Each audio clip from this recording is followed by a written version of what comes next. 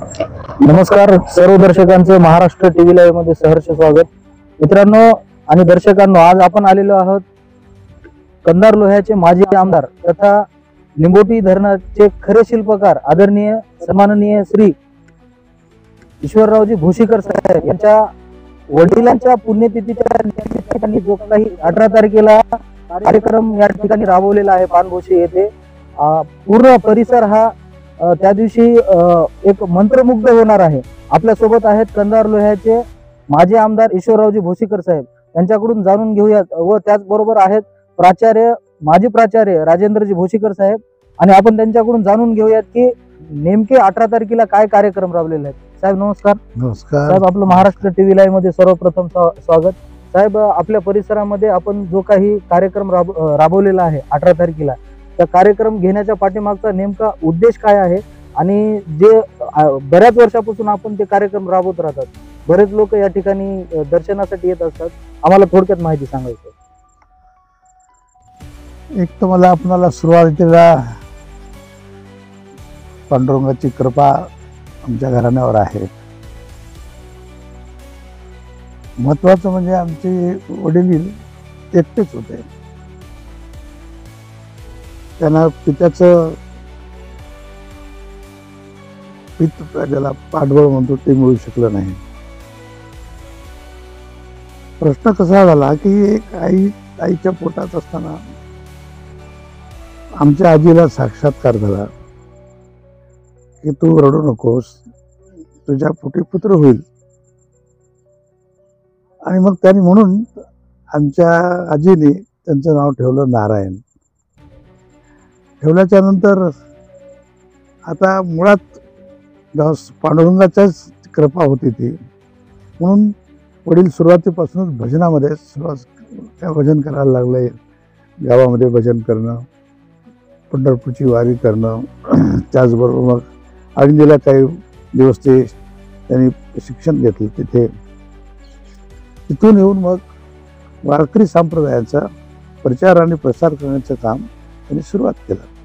स्वतः काही दिवस कीर्तनही त्यांनी केले काही वेळेला, पण त्यांना गुडघेदुखी असल्यामुळं त्यांना कीर्तन करायला उभं राहणं अवघड जायचं.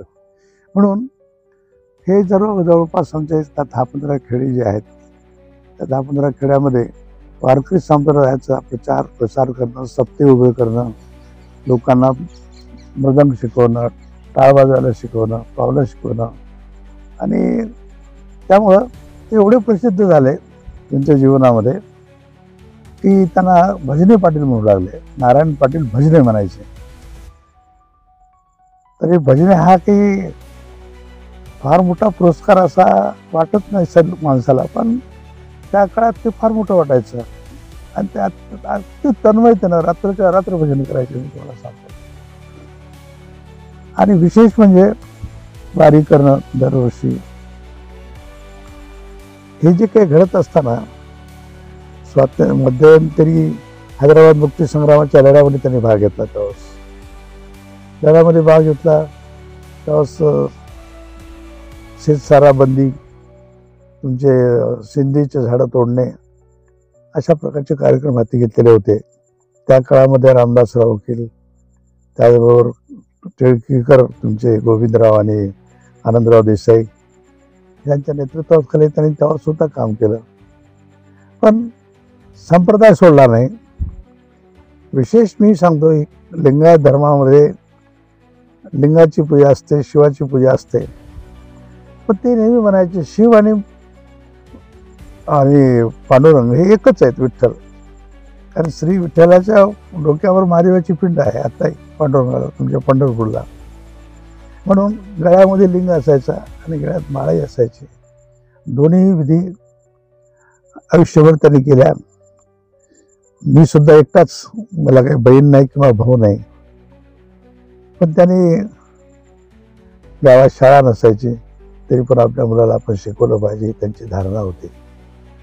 आणि मला त्यांनी इथे जवळपास शाळा नसताना मग पांगराला शाळा असायची, तिथून मग कंधारला गेलो. मी कंधारहून मग आता पुढे LLB वर पंचवडी शिक्षण खूप कष्टातून त्यांनी शिकवलं. धार्मिक ओढा असल्यामुळं उत्पन्नाचं साधनाकडे लक्ष नव्हतं. शेती होती शेतीतून उत्पन्न काढावं, त्याच्यातून आपण बरं श्रीमंत व्हावं वगैरे अशी काही डोक्यात कल्पना नाही. साधू संतांची सेवा करणं, आलेल्या वारकऱ्यांना जेवू घालणं, दरवर्षी भजनी मंडळी जमा करणं, कीर्तना भजन करायला लावणं, सर्व खर्च स्वतः करत होते. आणि त्यानिमित्तानं आता ते जेव्हा 1995 साली, तुम्हाला मी आश्चर्य सांगतो, 1985 साली 1995ला वंशवैद्य 95ला ते देहावसान झालं त्यांचं. ते होण्यापूर्वीची कथा अशी मजेदार आहे. ते आपल्या डॉक्टर दवाखान्यामध्ये होते, नांदेडच्या काब्देच्या दवाखान्यामध्ये होते. आणि ते एकादशी होती. त्या दिवशी एकादशी असताना त्यांना बोलता येत नव्हतं बरोबर. ते म्हणायचे मला मृदंग आणा, भजन करायचे, मला भजन करायचे. आणि अक्षरशः काब्देने, डॉक्टर काब्दे भाविक आहेत, त्यांनी तिथं भजनी मंडळी आणली, भजन करायला लावलं. तिथं कमी झालं त्यांना, मग तिथून आणलं, घरी आणलं. मी कंधारला होतो, कंधारला काही दिवस घालवले. आणि मला म्हणजे नको, करमत नाही, आता घरी जातो म्हणजे. भुशीला आले आणि मला बोलावून घेतलं. त्यांनी बोलावून घेऊन त्यांनी काय सांगितलं की उत्तरायण कधी लागते असं विचारलं. कारण आता आज उत्तरायणापासून सुरू होते, तर मला असं या तारखेपासून उत्तरायण सुरुवात होणार आहे हे सांगताना तेव्हा मला खूप रडू आलं.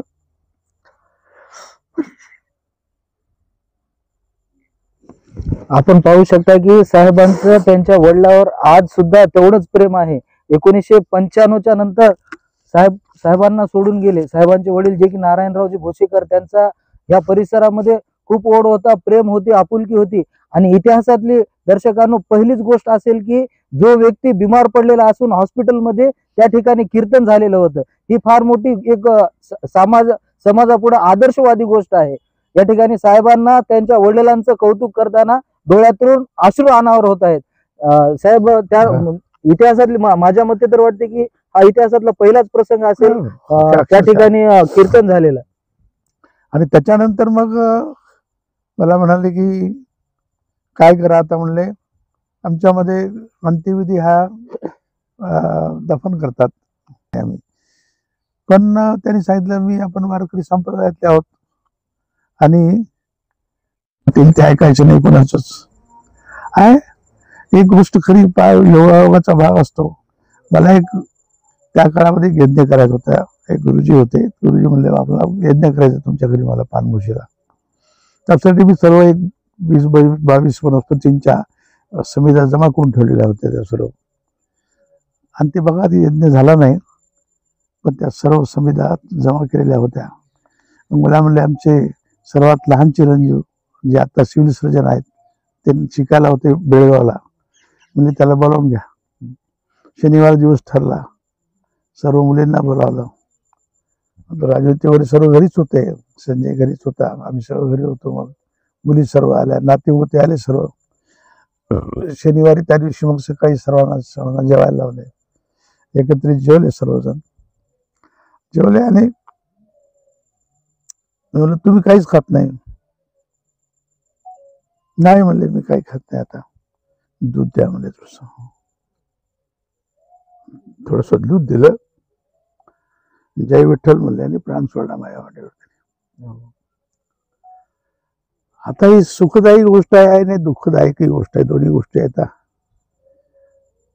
आणि त्याच्यानंतर मग आता अंत्यविधी कसा करायचा हा प्रश्न आमच्यासमोर निर्माण झाला. कारण त्यांच्या वेळामध्ये लिंगही होता आणि माळही होती. लिंगाची पूजा करत होते ते. मग शेवटी अग्नी दिला आम्ही. अग्नी देताना विसरलो आम्ही किंवा त्यांच्या हातावर आम्ही लिंग ठेवला होता. तो लिंग काढून घ्यायला पाहिजे होता, पण विसरलो. अग्नी देताना तो राहून गेला. मग दुसऱ्या दिवशी नंतर मग आम्ही अग्नीचे अस्थी जमा करण्यासाठी 100-1 माणूस असतील असतेसाठी जमलो होतो आम्ही सर्वजण. असा अग्नी भडकत होता. आश्चर्याची गोष्ट आहे, त्या ह्याच्यामध्ये लिंग जसंच्या तसंच होत होता. सर्वांना आश्चर्य वाटलं, एवढ्या जळत्या ह्याच्यामध्ये लिंग तसाच आहे, काही झालेलं नाही त्याला. प्रत्येक सर्वांनी काढला, लिंग काढला. मग आम्ही अस्थी मला म्हणले, सांगितलं की तुम्ही आळंदीला जा आणि इंद्रायणीमध्ये माझ्या अस्थीचं विसर्जन करा यथाविधी. त्या सर्व केल्या, विधी केल्या. पण एक गोष्ट मात्र सत्य आहे की माणसं जमले होते. हे निधन होण्याच्या पूर्वी 1 वर्ष अगोदर ते पंढरपूरला जाऊ शकले नाहीत वारीला. गाडी येऊन जायची, पण ज्या वर्षी म्हणलं तर माझी शक्ती नाही, तू वारीला जा. वारीला जाण्याच्या पूर्वी आमच्या इथे भजनाचा कार्यक्रम झाला, कीर्तनाचा. तेव्हा सुमरजकर, ज्ञानोबा माऊली म्हणून होते, उंबरजकर, असे साधू संत जमलेले होते सगळे. एखादी प्रश्न विचारला, आपा म्हणले सगळ्या गोष्टी खऱ्या आहेत, पण साहेबाच्या गळ्यात माळ नाही. आणि महाराज आलेत म्हणजे त्यांच्या हाताने तुम्ही माळ करा. मी पटकन उत्तर दिलं, पितृ देवो भव. वडील आणि देव मला देवासारखे आहेत. वडिलांनी आज्ञा करावी ती माळ मी घालणार गळ्यामध्ये. मग तुम्ही कोणत्याही महाराजाच्या हातून घालणार नाही. मी पंढरपूरला जाताना मला त्यांनी सांगितलं, जा पांडुरंगाच्या पायावर माळ ठेवून ती घेऊन ये. आणि त्यांनी घेऊन आलो, माळ घेऊन आलो मी. आणि माझ्या घरात माळ घातली त्यांनी. काही माळ आहे, आत्ताही आहे तुळशीची माळ. आणि तुम्हाला त्या तुळशीच्या माळीचे वैशिष्ट्य सांगतो मला. किती वर्ष झाले असते त्या गायला, 95च्या अगोदर, 94ला त्याची घातली असं नाही, जशीच्या तशीच आहे, तुटली नाही किंवा काही सुद्धा नाही. आणि त्याच्या अगोदरपासूनच मी एकादशी वगैरे करत होतो घरी. तरी मला वडा होता, पंढरपूरचा वडा होता, देवाचा धर्माचा वडा होता. त्यांच्या म्हणण्याप्रमाणे मी वारी करतो. राजू करतात, संजीव करतात, आमचे सर्वजण करतात. निळकंठ सुद्धा ज्ञानेश्वर गाबलो माऊलीकडे जातात सर्वजण. तसं घरानं सर्व भाविक आहे, असं काही नाही. पण एक गोष्ट मी पाहिली, सर्वात महत्वाची गोष्ट, ज्याला पितृछाया म्हणतो. ती पितृछाया मी एकटा असताना सुद्धा वडिलांनी मला शिकवलं. त्या काळामध्ये काय थोडंसं मोठं झालं की लग्न करायचे. आणि सोयरी घ्यायच्या मला. ते म्हणायचे लग्न नाही करायचं. लग्न केलं नाही. पण एक गोष्ट सांगतो, त्यांनी मला शिकवलं, मोठं केलं. ते जग मला दिसलं नसतं. 1995 त्यांनी सांगितलं, तू निवडणुकीला उभा राहू नको आता. तुला ते नाव मी सांगत नाही आज, पण तुला तिकीट मिळणार नाही, तू मार्गे जाऊ नको. 1966ला खरं म्हणलं तर 66ला मी आमदार झालो, तिथे विधान परिषदेला गेलो. 1980ला निवडून आलो, अनेक पदं भूषवली. पण त्यांनी कधी म्हणले नाहीत मला की तू आमच्याकडे येत नाहीस, भेटत नाहीस, शेती म्हणून पाहावं. कधी कधी रागात यायचे. पण एक गोष्ट मी काय पाहिली पित्याची, जी पितृछाया म्हणतो कशी असते. जर मी 8 दिवसात एक जर वेळेस नाही भेटलो तर ते मग उपाशी राहायचे, जेवण करायचं नाही, काही नाही. आणि घरच्या माणसाने लगेच सांगायचं की आता हे जेवत नाहीत, तुम्हाला यावं लागते. मी कुठे असलो तरी मग यायचं. बापू काय झालं, काय तुम्ही आज स्नान केलं नाही म्हणा. काय नाही म्हणलं, झोप आली म्हणजे झोपलो होतो. काही म्हणायचं नाही, तर स्नान करायचे. मग 2 जण म्हणून आम्ही जेवण करायचं.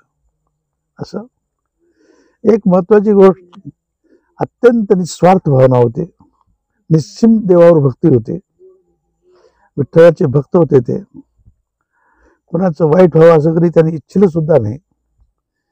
प्रत्येक कुठल्या जाती धर्माचा असो, कुठल्याही जातीचा असो, त्या प्रत्येक माणसाला लग्नामध्ये, कुठल्याही कार्यामध्ये त्याला मदत करणे, तो कार्यक्रम त्यांनी आयुष्यभर केला. आपल्या घरी जेवताना कोणीतरी 2 माणसं तरी जेवले पाहिजेत अशी त्यांची भावना होती. आणि कोणी जरी तर जेवल्याशिवाय जाऊ देत नव्हते. कुठल्याही पक्षाची माणसं येऊत, कोणी येऊत, काही त्याचं काही मतभेद नसायचे. मी जरी काँग्रेस पक्षाचा होतो तरी बाकी पक्षाचे लोक आले तरी बाबा बसा, जेवण करून द्या, असं.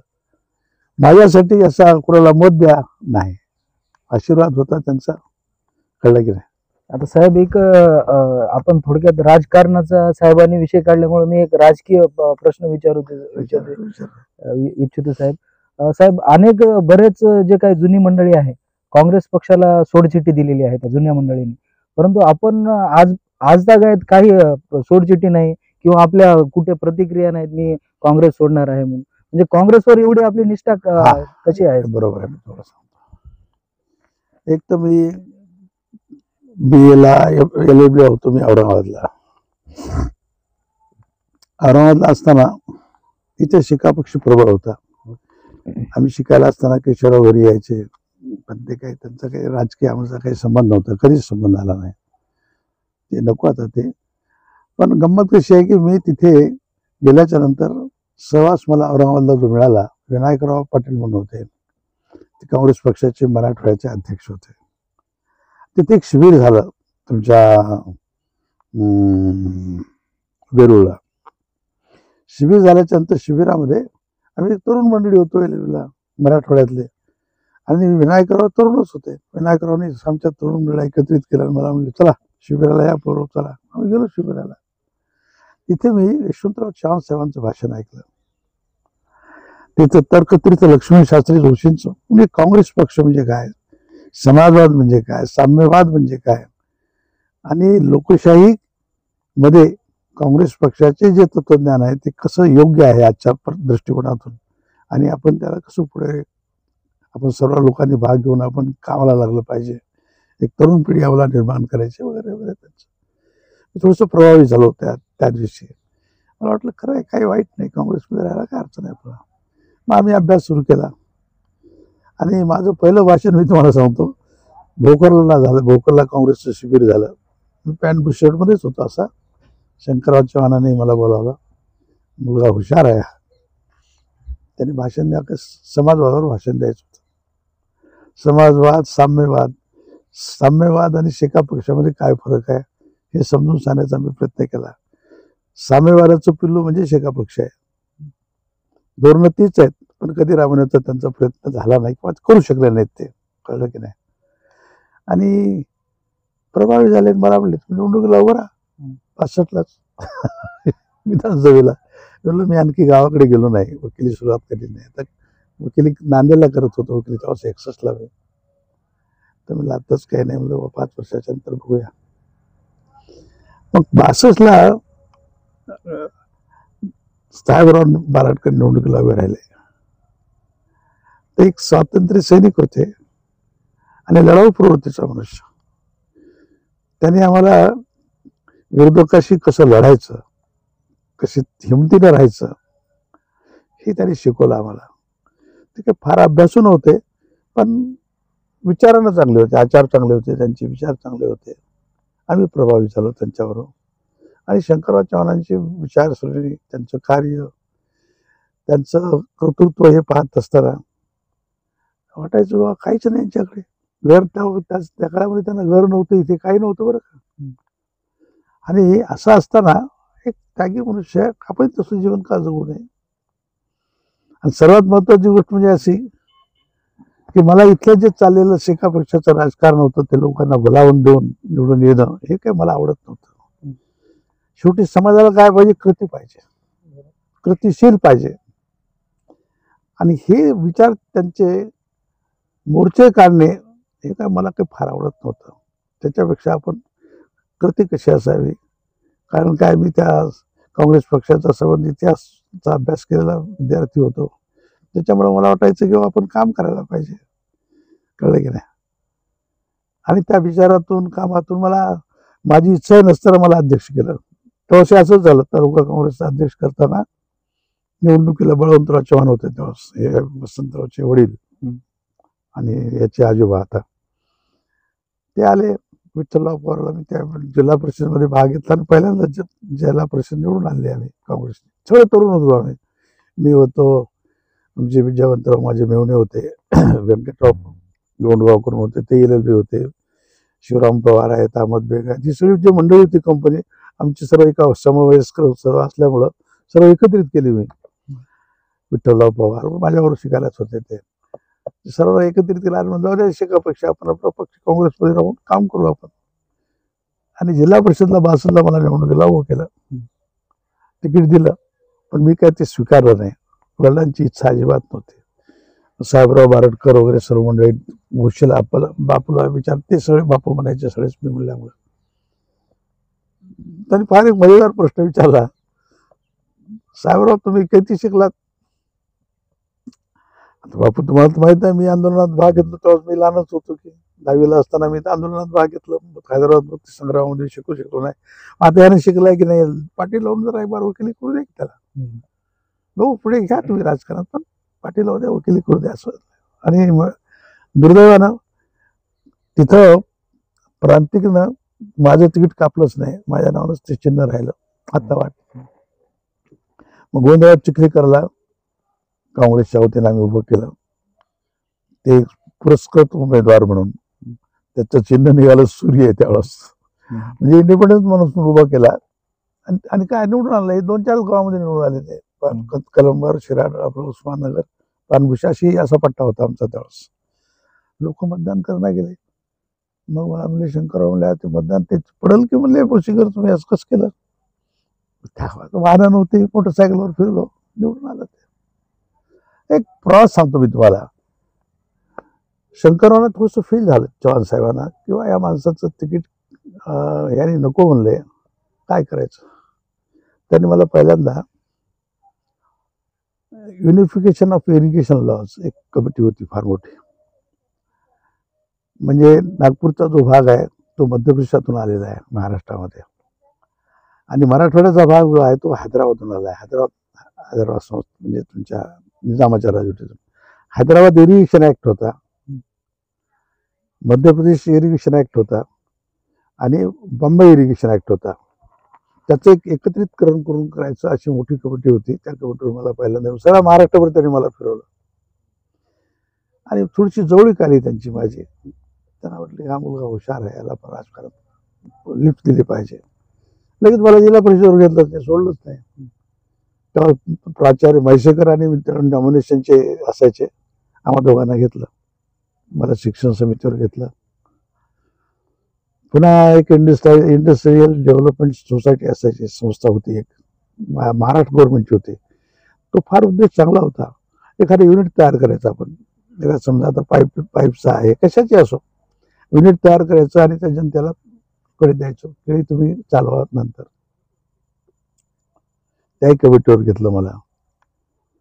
अशा पद्धतीनं थोडंसं राजकारणामध्ये ओढल्या गेलो. आणि हे इथलं जे राजकारण आहे, वरची बांधीचं उदोचं राजकारण, हे मला काही आवडलं नाही, मी तुम्हाला सांगतो. साहेब त्यावेळेसच्या राजकारणात आणि ह्या वेळेसच्या राजकारणात काय मोठी मी सांगतो तुम्हाला. 62 सालाची गोष्ट मी तुम्हाला सांगतो. 61 परिस्थिती त्यावेळेस अशी होती की मी जर काँग्रेस पक्षाचा विजय असो म्हणून, तो विजय असो म्हणायला माणसं होती माझ्याबरोबर. अक्षरशः मला परिस्थिती अशी होती. पण मला माझ्या गावकऱ्यांनी, कंधारच्या म्हणून फार मोठा प्रमाणात साथ दिली मला. मोर्चा आमचाही निघायचा, गावातून प्रत्येक घरातून एक तरी मनुष्य यायचा, जात पात नाही काय, सगळेजण बाजा लावून यायचे मस्त अगदी. आणि कंधारलाही अशी परिस्थिती होती. तर तुम्ही जो काय विचारला प्रश्न आता, त्यावेळेसच्या राजकारणात आणि ह्यावेळेसच्या राजकारणात जमीन कुठली तफावत जाणवते? खूप मोठी तफावत आहे. मी तुम्हाला सांगतो. मी जसं तुम्हाला सांगितलं, काँग्रेस पक्षामध्ये जी मंडळी होती, स्वातंत्र्याच्या लढ्यामध्ये भाग घेतलेली मंडळी होती. कुठलाही स्वार्थ नसताना त्यागाची भावना होती त्यामध्ये.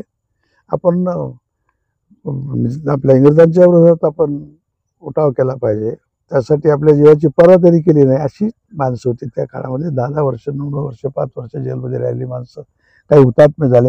हा जो फार मोठा आदर्श होता लोकांचा. समाजासाठी त्याग करणं साधी गोष्ट नसते, कळलं की नाही. आणि ही जे त्याग आणि सेवा ह्या 2 गोष्टी होत्या त्यामध्ये, आणि याच्यामुळे मी फार लागलो तुम्हाला खरं सांगतो.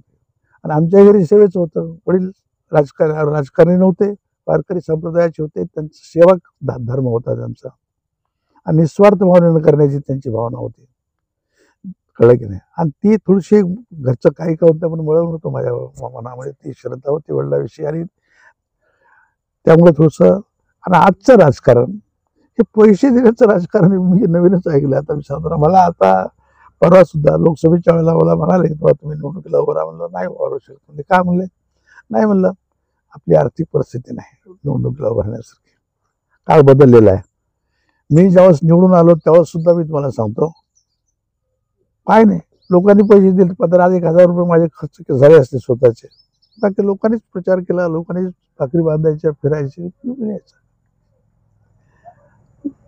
कळलं की नाही?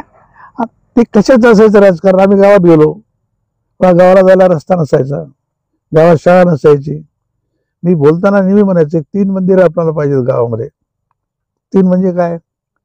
एक ग्रामपंचायत पाहिजे, एक सेवा सहकारी सोसायटी पाहिजे आणि एक विद्यालय पाहिजे, शिक्षण.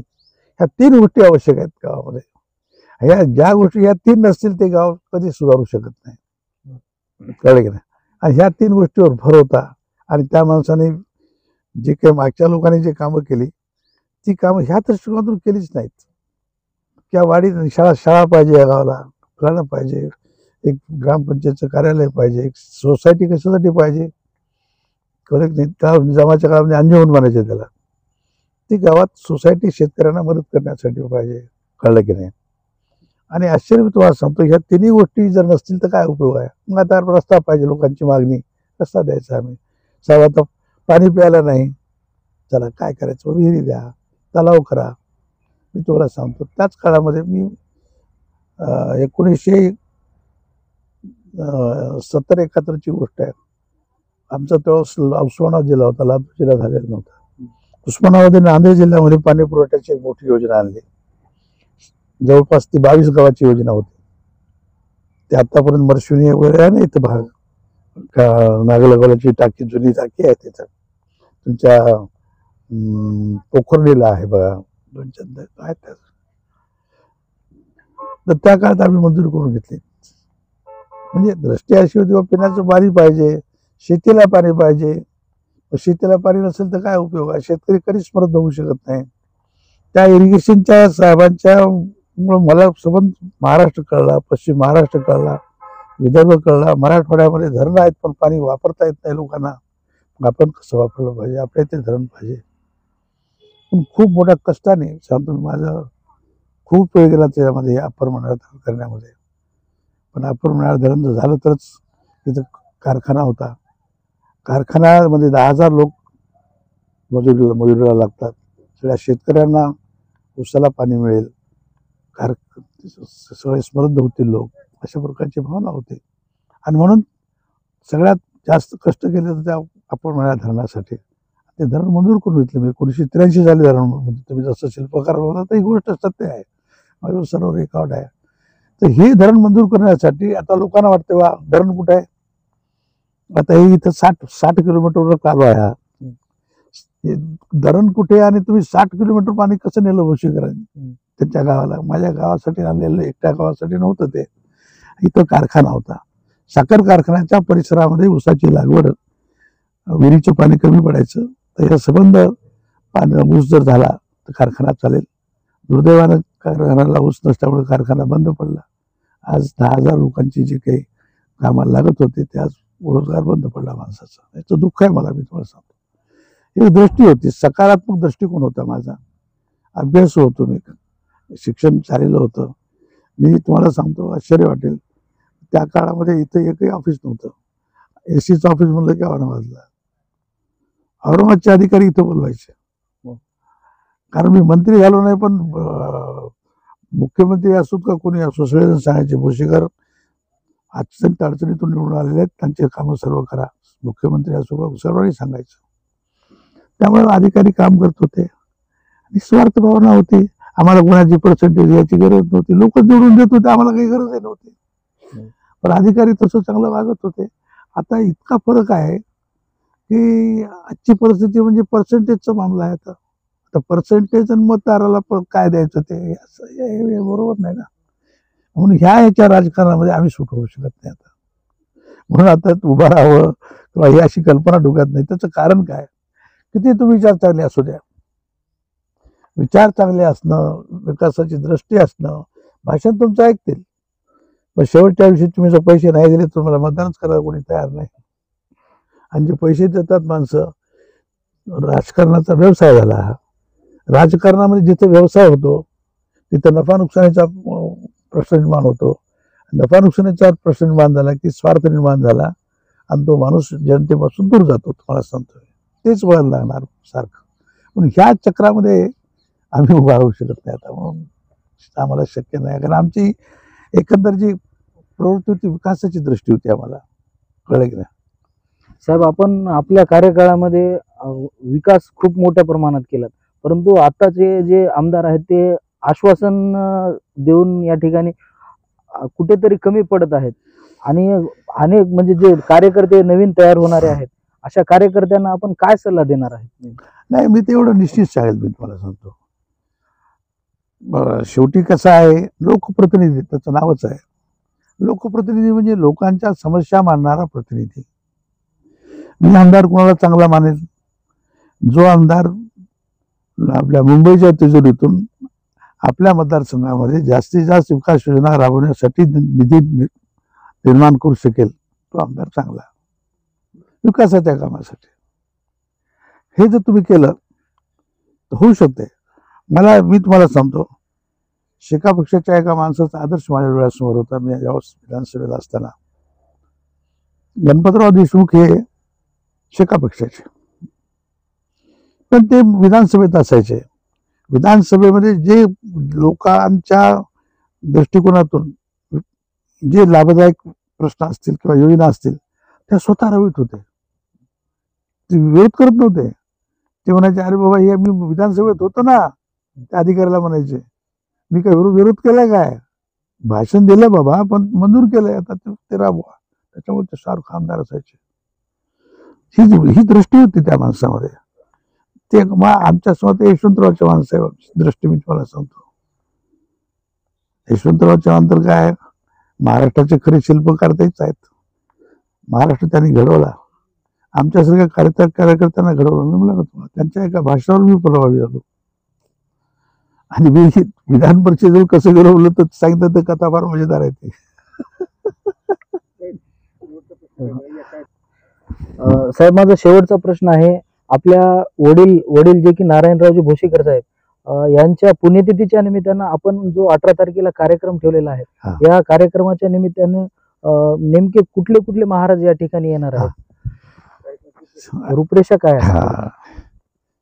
काय असते, पुण्यतिथी आणि पुण्यस्मरण, वडिलांचं पुण्यस्मरण व्हावं, त्यांच्या पश्चात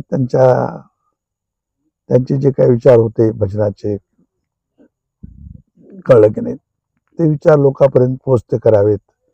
ज्या ज्या गावाला ते गेले होते त्या सर्व त्यांच्या जुन्या सहकारी, त्यांचे काही भक्त होते बरं, काय बरेचसे सहकारी, त्या सर्वांना एकत्रित बोलवावं, त्यांच्या पिढींना बोलवावं.